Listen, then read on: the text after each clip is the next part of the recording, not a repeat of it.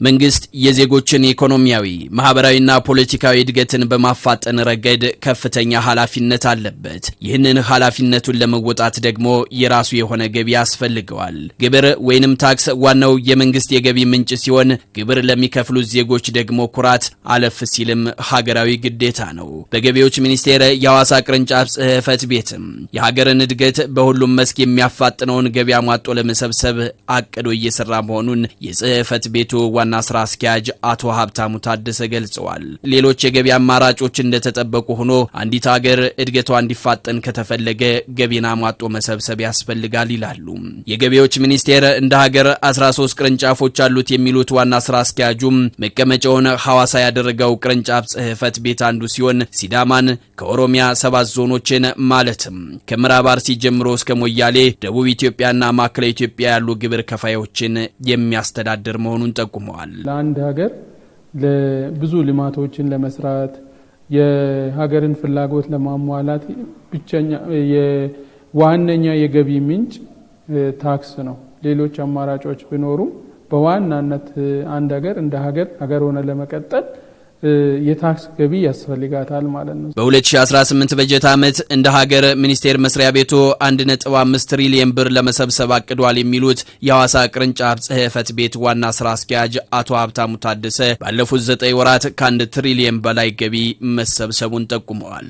ባለፉት የ9 ወራት አፈጻጸማችንን ስናየው 5.8 ቢሊዮን ለመሰብሰብ አቅደን 5.9 ቢሊዮን ተሰብስበዋል ማለት ነው። ከእቅድ አንጻር 101.9% ነው።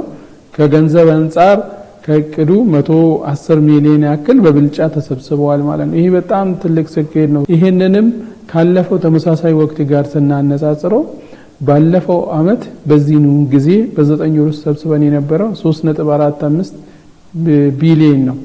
ይሄንን ከዚህ ጋር ስናነጻጽር በገንዘብ ወደ 2.5 ቢሊዮን በብልጫ ሰብስበናል። ባለፉት 9 ወራት ከተሰበሰበው ገቢ 84 በመቶ የሚሆነው ግብር ከፋዮች ግብራቸውን በታማኒነትና በፍቃደኝነት የከፈሉ ናቸው የሚሉት ዋና ስራ አስኪያጁ ግብር ለአንዲት ሀገር እድገት ያለውን ጠቀሜታ ግንዛቤ ማስጨበጥ ስራ እየተሰራ መሆኑን ጠቁመዋል። አያይዘውም ለታክስ ሕግ ተገዢ ባልሆኑ ግብር ከፋዮች ላይም አስተዳደራዊ እርምጃ እንደሚወሰድ አንስተዋል።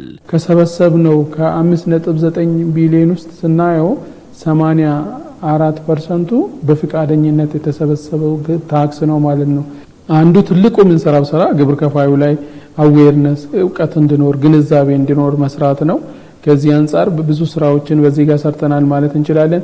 ከዚህ በበለጠ ደግሞ ግብር ከፋዩ የጠራ እውቀት እንዲኖር ሞጁላር ስልጠና የምንላቸው በተከታታይ ያሉ አዋጆቻችንን በሙሉ በፌዝ እያደረግን ስልጠና ምንሰጣቸው በትክክል ህጉን አክብሮ የማይሰሩት ላይ ህግን የማስከበር ስራዎች እንሰራለን። ግብር ከፋዮች ወቅቱን በሚመጥን መልኩ ግብራቸውን ባሉበት ሆነው የሚከፍሉበት ዲጂታል ስርዓትም ተዘርግቷል ብለዋል። በገቢዎች ሚኒስቴር የሐዋሳ ቅርንጫፍ ጽሕፈት ቤት ዋና ስራ አስኪያጁ አቶ ሀብታሙ ታደሰም ግብር ከፋይ የታክስ ኦፊስ ድረስ መጥቶ አገልግሎት የሚያገኝበት አይደለም። አንደኛ ይሄ ጊዜውን ያጠፋል፣ አዲሽናል ወጪ ተጨማሪ ወጪ እንዲያወጣ ያደርጋል ማለት ነው።